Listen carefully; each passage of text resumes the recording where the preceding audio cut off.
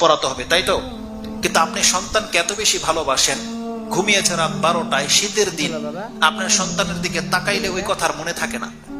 আপনি যে দায়িত্বশীল, আপনাকে যে রাসূল বলেছেন তার 10 বছর হলে তাকে সালাত পড়াতে হবে, তখন ওই কথাটা আপনার কাছে বেশি প্রাধান্য পায় না। তখন আপনার চোখ বেশি প্রাধান্য পেয়ে যায় যে বাচ্চাটা ঘুমিয়ে গেছে, ওকে কি এখন উঠাবো? তার মানে জেনে নেন, এই আপনার জন্য জান্নাতি হতে পারে।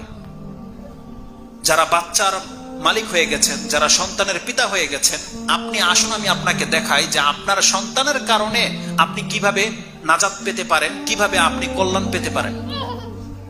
এক তো এই সন্তান দুনিয়াতে বেঁচে থাকলে আপনার কাজে সহযোগিতা করবে, কিন্তু এই বাচ্চা তখনই আপনার নাজাতের সাবাব হবে যখন এই বাচ্চাকে আপনি আপনার মালিকের শিক্ষা দেবেন। আপনি যখনই এই বাচ্চাকে আল্লাহর পরিচয় তুলে ধরবেন এই বাচ্চার কাছে, এই তখনই এই বাচ্চা আপনার জন্য নাজাতের সাবাব হবে, নয়তো নয়। রাসূলুল্লাহ সাল্লাল্লাহু আলাইহি ওয়াসাল্লাম কি বলেছে?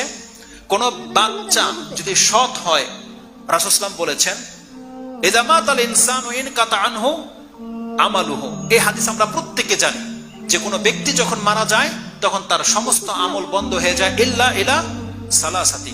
3টা জিনিস তার জন্য খোলা থাকে। তার একটা হচ্ছে ওয়ালাদুন সালিহুন ইয়াদউ লাহ।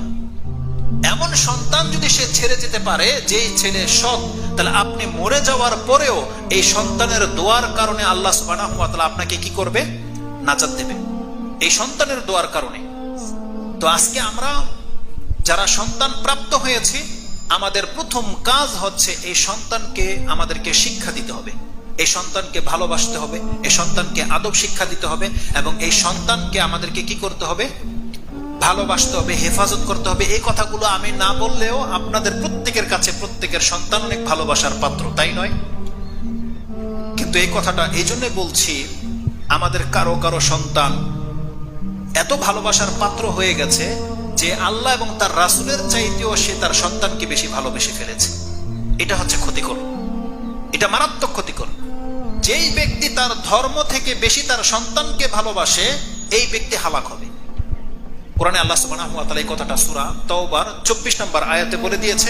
আমি আর ওইগুলো আয়াতগুলো পড়বো না, আপনাকে শুধু কোট করে দিলাম। আল্লাহ বলছে, হে নবী আপনি বলে দেন, ইন কানা আবাউকুম ওয়া আবনাউকুম ওয়া ইখওয়ানুকুম ওয়া আজওয়াজুকুম ওয়া আশীরাতাকুম ওয়া আমওয়ালুন ইকতারাফতুম ওয়া তিজারাতুন তারদাউনাহা ইলা আখিরিল আয়াত আহাব্বা ইলাইকুম মিনাল্লাহি ওয়া রাসূলিহি ওয়া জিহাদিন ফি সাবিলিহি ফাতারাব্বাসু।